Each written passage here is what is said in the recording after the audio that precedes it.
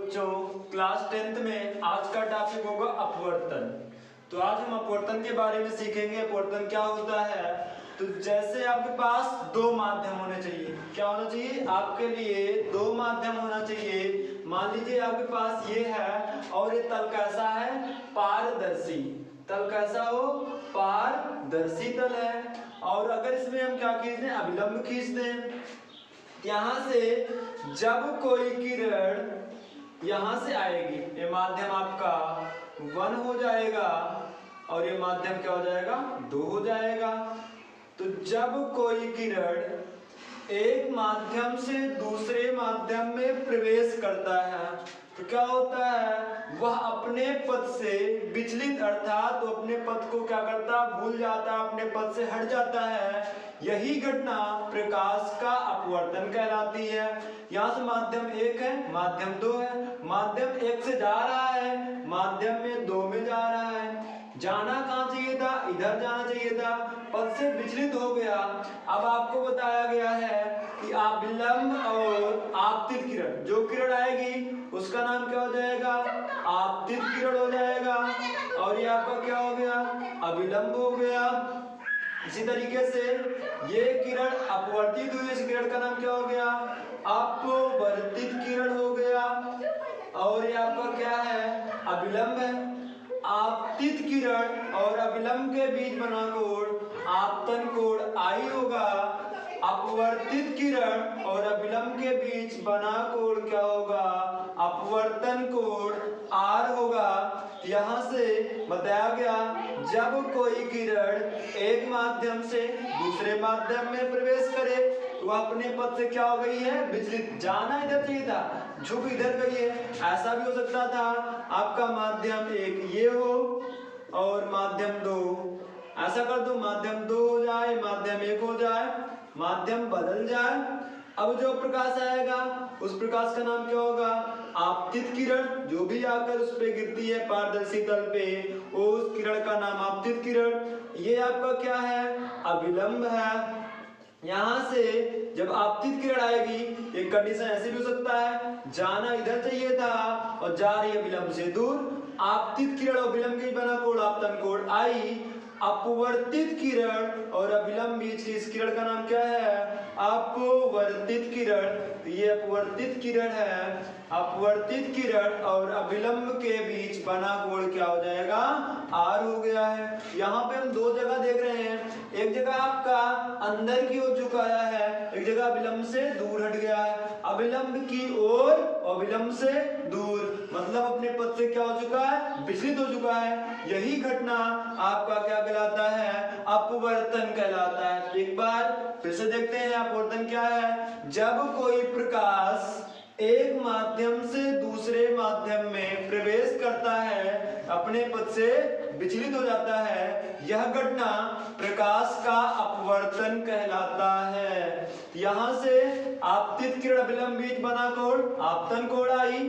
अपवर्तित किरण और अभिलंब के बीच बना कोण अपवर्तन कोण आर होता है। अब यहाँ से बात आती है, जब अभिलंब की ओर झुका है और अभिलंब से दूर हटा है तो कौन कौन सी कंडीशन है? तो देखते हैं। ये आपके पास पारदर्शी तल होगा, यहाँ से कोई किरण आए और अभिलंब की ओर झुक जाए। जब झुक जाएगा ये आपका हो जाएगा विरल माध्यम, ये आपका हो जाएगा सघन माध्यम। मान लो ये माध्यम 1 है, माध्यम 2 है। तो हम बताएंगे जब कोई किरण एक माध्यम से दूसरे माध्यम में प्रवेश करे और अभिलंब की ओर झुक जाए, उसे कहेंगे माध्यम 2 का। माध्यम जो 2 है वो कठिन रास्ता है, सघन है, और ये आपका क्या है? विरल है। कठिन रास्ते पे आप क्या हो जाएंगे? अभिलंब की ओर झुक जाएंगे। आपका ऐसा हो जाए ये माध्यम 1 है, ये माध्यम 2 है, और ऐसी कंडीशन आ जाए आप इधर से आए और अभिलंब से दूर हट गए। जब अभिलंब से दूर हटे मतलब उस समय वो विरल हो जाएगा और दूसरा माध्यम क्या हो जाएगा? सघन हो जाएगा। एक के सापेक्ष दूसरा माध्यम क्या इधर? सघन है।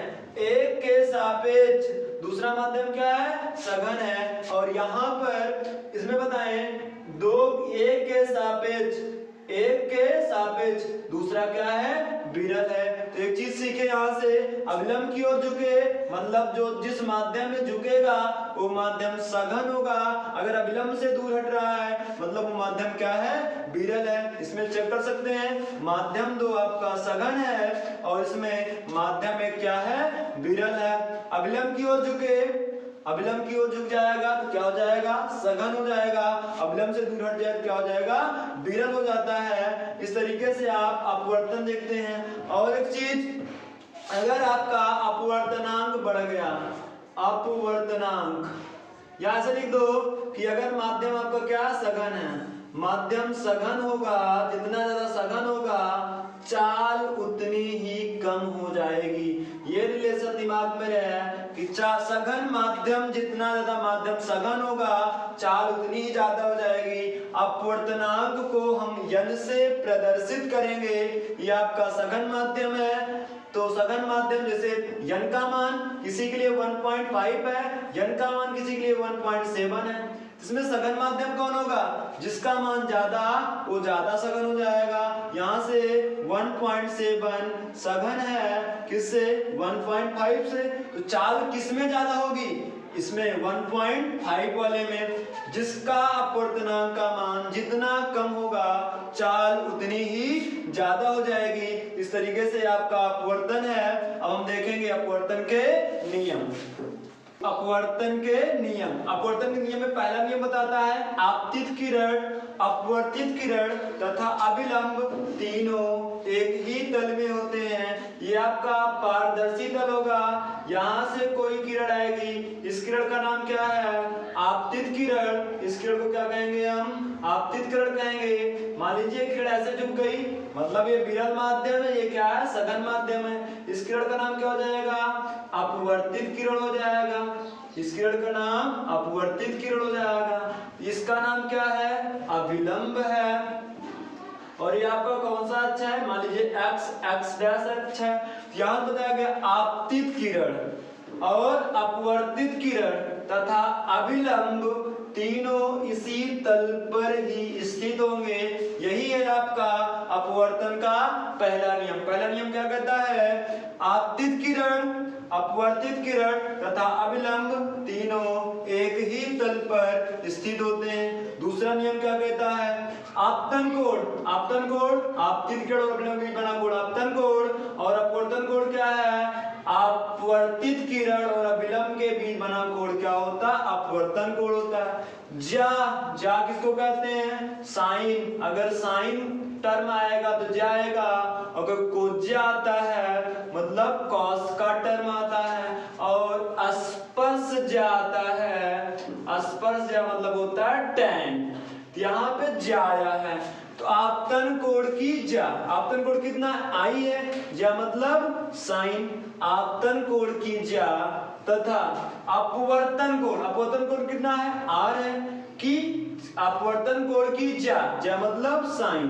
तो sine i upon sine r का जो अनुपात होता है एक नियतांक होता है। तो sine i upon sine r is equal to क्या हो जाएगा, नियतांक हो जाएगा। यही स्नेल का नियम है, स्नेल का नियम है कि आपतन कोण की जा और अपवर्तन कोण की जा का अनुपात एक नियतांक होता है, और यह नियतांक एक अपवर्तनांक के बराबर होता है। लिख सकते हैं sine i upon sine r is equal to n. इस तरीके से आपका अपवर्तन का जो दूसरा नियम है स्नेल के नियम से भी जाना जाता है। क्या बताया गया, आपतन कोण की जा तथा अपवर्तन कोण की जा का अनुपात एक नियतांक होता है। जो ये कोण है इसका साइन और जो ये कोण है इसका साइन, दोनों का जो अनुपात होगा एक नियतांक होगा, अर्थात उसकी वैल्यू क्या होगी, फिक्स होगी। यहाँ से ये आपके अपवर्तन के नियम भी खत्म होते हैं। इसमें हम क्या देखेंगे आगे कि अपवर्तन के जो रिलेटेड क्वेश्चन आते हैं उसको हम देखेंगे। चलो क्वेश्चन पहले आप समझते हैं। यहाँ से मान लीजिए कोई पारदर्शी तल है, ये अभिलंब है, ये यहाँ से आया और इधर झुक गया। ये मान लीजिए वायु है, ये क्या है, कांच है। प्रकाश आ रहा है वायु से, जा कहाँ पे रहा, कांच में। ये कोण आई हो गया, ये कोण क्या हो गया आपका आर हो गया। प्रकाश आया कहां से? वायु से। गया किसमें? कांच में। इसे लिखने का तरीका क्या होगा? जिसमें से आए उसको कहोगे सापेक्ष और जिसमें जाए उसका निकालोगे अपवर्तनांक। तो इसे क्या कहोगे? वायु के सापेक्ष कांच का अपवर्तनांक। कैसे लिखोगे? वायु के सापेक्ष अपवर्तनांक n किसका? कांच का। ANG, जी से होगा ग्लास, ए से होगा एयर, क्योंकि प्रकाश आया कहां से था? वायु, और गया कहां पे? कांच में। नहीं समझ में आया? तो आगे चलो देखते हैं, एक और एग्जांपल लेते हैं। मान लीजिए आपका पारदर्शी तल है, ये आपका क्या हो जाए? ये माध्यम जल है, दूसरा माध्यम आपका कांच है। पहला माध्यम जल, दूसरा माध्यम माने कांच है। ऐसे हो गया। यहां से किरण आ रही है, इधर किरण जा रही है। किरण आई कहां से? जल से, और गई कहां पे? कांच में। लिखेंगे क्या? जल के सापेक्ष कांच का अपवर्तनांक WNG, जल के सापेक्ष कांच का अपवर्तनांक WNG। चलो एक और देखते हैं। ये मान लीजिए आपका कोई माध्यम है, ये है आपका कांच, और ये आपका है कोई द्रव। ये क्या है? कोई द्रव है। अब प्रकाश आया कहां से है? कांच से आया है, और गया किसमें है? द्रव में। तो क्या पढ़ोगे इसको? कांच के सापेक्ष द्रव का अपवर्तनांक। कांच मतलब ग्लास हो गया, अपवर्तनांक मतलब n हो गया, द्रव मतलब लिक्विड हो गया। इसे हम क्या लिखेंगे? GNL। और इसे लिखने का जो तरीका होता है, अगर ANG का फार्मूला बताएं, ANG बराबर होता है, लिख लो पहले NG जिसका निकालना है, और फिर अपान में क्या हो जाएगा? इसको ले लो, NG अपान Na हो जाएगा। तो NG बराबर क्या बताओगे? NG upon Na।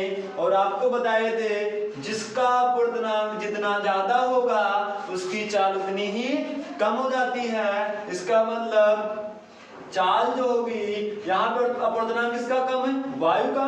चाल किसकी ज्यादा होगी? वायु की। कांच का अपवर्तनांक ज्यादा, तो कांच की जो चाल हो जाएगी कम हो जाएगी। ये रिलेशन आ जाता है। चलो WNG निकालते हैं। WNG बराबर क्या लिखोगे? पहले NG, फिर क्या लिखोगे? NW, NG अपान NW।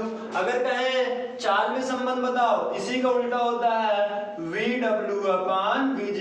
अपवर्तनांक कम, चाल ज्यादा हो जाएगी। हम लिखें GNL का निकालते हैं। GNL बराबर क्या हो जाएगा? पहले लिखो NL, फिर किसका लिख लो? NG का लिख लो अपान NG। इस समय कांच का अपवर्तनांक नीचे है, चाल क्या हो जाएगी? ऊपर हो जाएगी, और ये रिलेशन बनता है। और भी देख लेते हैं। मान लीजिए आप लिखा है WNA, क्या पढ़ोगे इसको? जल के सापेक्ष वायु का अपवर्तनांक। इसको लिखोगे NA, लिख लो। वायु का अपवर्तनांक, वायु का जो अपवर्तनांक होता है वह 1 होता है, और यहाँ पे NW। अगर चाल में संबंध बताएं क्या हो जाएगा? VW अपान VA हो जाएगा। एक रिलेशन यहाँ से हम एक बनाएंगे, ANG। NG बराबर क्या लिखेंगे? NG upon NA। GNA बराबर लिखो। GNA बराबर क्या हो जाएगा? ANG उसी को GNA, तो GNA क्या हो जाएगा? NA अपान NG होता है। चलो एक रिलेशन में आते हैं। जो संबंध होता है ANG बराबर होता है 1 अपान GNA। ये कब यूज होगा? जब आपको NG ज्ञात हो, NG ज्ञात हो, NA ज्ञात करना हो। तो यहां से कैसे हो जाएगा? तो ANG प्रूव करते हैं इसको। NG को क्या लिखेंगे? NG upon NA। भाई NG पहले लिखेंगे, फिर NA लिखेंगे, फिर यहाँ से क्या हो जाएगा? 1 अपान क्या लिखेंगे? पहले NA, फिर क्या लिखेंगे? NG, और NG ऊपर जाएगा। यहाँ तुम्हारा जो आया NG upon NA is equal to NG upon NA आता है। एक रिलेशन याद कर लीजिएगा, ANG बराबर होता है 1 अपान GNA होता है। कोई तुमसे पूछे रिलेशन बताओ, ANW बराबर एन डब्ल्यू दिया है और क्या पूछ रहा है, एन ए का मान पूछ रहा है। एन डब्ल्यू दिया, एन ए का मान पूछ रहा है, एन डब्ल्यू बराबर क्या हो जाएगा 1/WNA, उसका उल्टा होता है। जैसे तुमसे पूछे वायु के सापेक्ष कांच का अपवर्तनांक, वायु के सापेक्ष कांच का अपवर्तनांक कितना 1.5 है। अब पूछ रहा है कांच के सापेक्ष वायु का अपवर्तनांक बताओ। एन जी दिया, जी एन ए पूछ रहा है, तो जी एन ए बराबर क्या हो जाएगा 1/Ang इक्वल टू 1/1.5 आपका आंसर आ जाएगा। इस तरीके से हम ये सॉल्व करेंगे क्वेश्चन। फिर इसको क्वेश्चन देखते हैं। पहला क्वेश्चन है जल का अपवर्तनांक 1.35 है, कांच का अपवर्तनांक 1.5 है, एनजी दिया है और पूछ रहा है कांच के सापेक्ष जल का अपवर्तनांक। फार्मूला जीएनडब्ल्यू बराबर क्या पड़े NW अपान NG। NW का मान दिया, NG का मान दिया, NW का मान 1.35 अपान 1.50, दशमलव गायब हो जाएगा। GNW बराबर क्या हो जाएगा 15 9 या 135, 15 धामा 150, GNW इक्वल टू आ जाएगा 0.9। तो सिंपल था, कांच के सापेक्ष जल का पूछा था। एक क्वेश्चन है वायु के सापेक्ष किसी द्रव का जो अपवर्तनांक है 1.2 है, वायु के सापेक्ष एक ठोस का जो अपवर्तनांक है 1.8 है और पूछा है द्रव के सापेक्ष ठोस का अपवर्तनांक। फार्मूला क्या हो जाएगा NS अपान NL हो जाएगा। NS का मान कितना दिया 1.8 और NL का मान कितना दिया 1.2, दशमलव 6 दूना 12, 6 त्रिके 18, तो NS बराबर क्या हो जाएगा 3/2 इक्वल टू 1.5। इस तरीके से हम इस न्यूमेरिकल को बड़ी आसानी से सॉल्व कर सकते हैं, जिससे आपको कोई दिक्कत नहीं होगी। बड़ी आसानी से वायु के सापेक्ष कहे क्या कहते हैं जल कहते हैं NW बराबर NW अपान NA। अगर चाल दिया होता तो हम लगाते VA अपान VW। यदि आपको वीडियो पसंद आया हो तो लाइक शेयर सब्सक्राइब चैनल को जरूर करें। यदि आपको कोई क्वेश्चन फंस रहा हो तो कमेंट में जरूर बताएं, उसका सलूशन आपको दिया जाएगा।